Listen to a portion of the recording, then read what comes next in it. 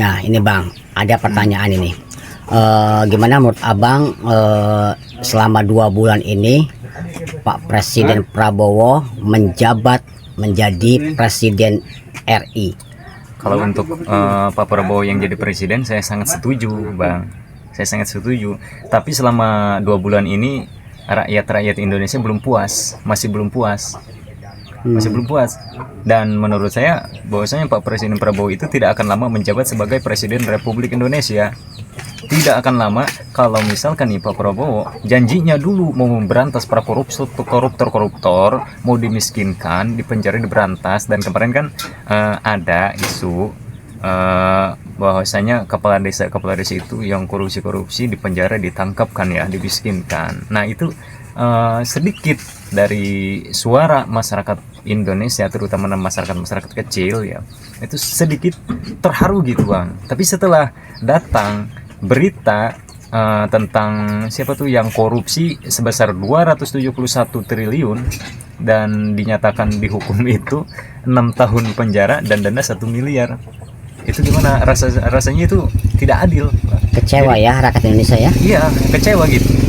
Tapi entah tahu ya gimana ya, belum ada juga sih ininya, apanya, tanggapan Pak Prabowo itu atau tanggapan Mas Gibran itu ya belum ada. Tapi kita tunggu aja ke depannya ya. Iya, kita tunggu aja. Intinya dari saya bahwasanya Pak Presiden Prabowo itu tidak akan lama menjabat kalau misalkan Pak Prabowo tidak menepati janji-janjinya di sebelum Pilpres itu kan kampanye ya, di panggung kampanye itu kan niatnya Pak Presiden Prabowo akan memberantas para koruptor di negara Indonesia ini. Coba Bang. Oh gini Bang, kita kan hari-hari ini dan minggu-minggu inilah, bulan-bulan ini gitu ya, banyak netizen di media sosial gitu ya, masalah korupsi yang triliunan itu. Kalau menurut Abang gimana itu masalah hukum Indonesia ini? Oh, yang kemarin ramai itu di media sosial, utama di TikTok, itu kan nggak setimpal itu hukumnya. Ya sebesar 271 triliun, cuma dihukum 6 tahun penjara dan denda 1 miliar. Itu kesetimpal, itu harusnya dihukum mati itu orang. Ini bagaimana ini negara kita nih? Sekarang saya heran, ini negara Indonesia ini negara hukum apa negara Konoha gitu. Ya harusnya dihukum mati, biar apa? Biar seperti kepala desa, camat ini terus sampai ke atasnya itu nggak berani untuk korupsi gitu. Jadi ada titik jera lah ya gitu untuk yang lain-lainnya gitu. Iya. Itu mah kalau cuma 6 tahun penjara, korupsi 271 triliun, denda 1 M, ya mending kita korupsi bareng-bareng berjamaah semuanya. Ya mungkin bagi rakyat Indonesia gitu ya, ya kita mewakili lah, kita juga rakyat.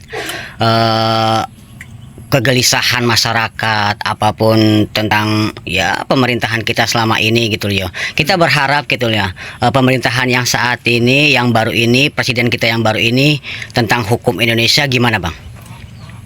Ya harus ditunjukkan janji-janjinya, diperlihatkan kepada masyarakat janji-janjinya Pak Prabowo. Tapi kan insya Allah ya Pak Presiden Prabowo juga akan segera mengaktifkan mode secara senyapnya untuk memberantas para korupsi itu. Saya yakin bahwasanya Pak Prabowo itu bisa untuk memberantas para korupsi yang seperti itu ya, yang lagi viral. Itu bisa dihumati itu menurut saya. Karena apa? Pak Prabowo mantan jenderal, iya, jenderal TNI kan, tegas lah gitu ya. Itu contohnya kan yang kemarin juga kan di Lampung ya, cuma nyolong spion mobil doang. Coba kita perhitungkan, perkiraan itu seharga spion mobil Ferrari ya, kita ngelihat yang gede-gedean gitu ya. Soal dunia kan, kalau soal agama kita harus lihat ke atas, kalau soal dunia kita lihat ke kecil. Ini kan konsepnya ini kan tentang korupsi. Kita lihat yang kemarin rame di media sosial itu yang nyolong spion mobil ya, kisaran seharga spion mobil Lamborghini lah ya, Itu berapa kira-kira tuh? Nggak ada kan sampai 10 juta ya? Iya. Nggak ada. Tapi dia itu hukumannya 12 tahun penjara loh. Adil nggak itu? Enggak, jauh. Nggak adil itu. Sama sekali. Menurut saya nih ya, kalau kepengen saya sebagai masyarakat kecil, yang korupsi 271 triliun itu wajib dihukum mati. Bukan wajib, ya harus dihukum mati. Ya, menurut saya. Ya contohnya banyak ya di luar sana kayak maling motor gitu, merugikan semua orang, tapi kan nggak banyak rakyat ya. Iya, merugikan satu orang, sedangkan yang korupsi 271 triliun itu merugikan seluruh masyarakat Indonesia. Makanya wajib dihukum mati. Itu orang kayak gitu, ngapain dipelihara itu? Siapa tuh namanya, Bang? Siapa namanya? Kurang tahu juga. Yuk. Nah, ini saya sebagai rakyat kecil mengeluarkan kata-kata seperti lagunya Iwan Fals, Manusia Setengah Dewa ya. Wahai Presiden Prabowo, kamu harus dengar suara rakyat, ya maksudnya rakyat kecil seperti saya ya. Suara yang keluar dari mulut rakyat, suara yang penuh masakat melarat. Nah, kan rakyat kecil itu tidak tahu ya, yang tidak punya handphone itu tidak tahu, oh uang negara kita itu dikorupsi sekian banyaknya gitu. Makanya saya mewakili seluruh masyarakat Indonesia yang terutamanya masyarakat kecil ya, masyarakat yang tidak mampu dengan apa-apa gitu ya. Jangankan beli handphone, buat makan aja setiap harinya itu kadang-kadang dia dapatkan, kadang enggak gitu. Kadang makan, kadang enggak. Ya intinya tegakkan hukum seadil-adilnya. Seadil-adilnya. Pokoknya yang korupsi sebesar 271 triliun itu wajib dihukum mati. Apalagi nih ada isu ya, isu tentang Mahfud MD mau diangkat jadi kejaksaan ya, jaksa agung. Nah, itu kalau menurut saya Pak Mahfud itu sudah tentu, kalau ada yang korupsi sudah tentu dihukum mati. Gitu. Tapi setuju nggak itu kalau? Setuju banget saya. Kalau Pak Mahfud MD diangkat jadi apa namanya, jaksa agung, mantap itu Pak Mahfud.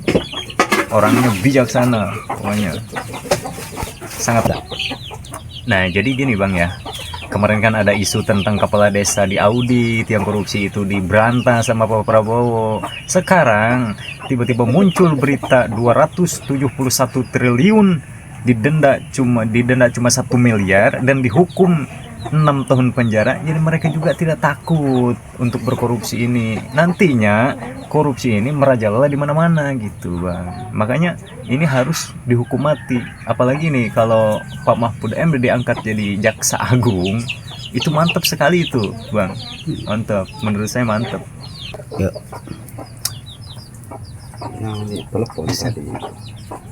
Coba kita lihat di luar sana, banyak kakek tua bertubuh kurus, mereka semua mencari sesuap nasi tiap hari, kadang mendapatkan yang basi, ya kan? Zaman sekarang ini tontonan dijadikan tuntunan, tidak sedikit tuntunan yang bersumber kita jadikan tontonan. Kalau sudah demikian moral manusia, tinggal tunggu kehancurannya, murkanya Allah Subhanahu wa Ta'ala. Jadi gitu Bang Iwan ya, Bang. Kalau misalkan yang korupsi itu tidak diberantas sama Pak Prabowo, saya sudah yakin bahwasanya Pak Prabowo menjabat tidak akan lama menjabat sebagai Presiden Republik Indonesia.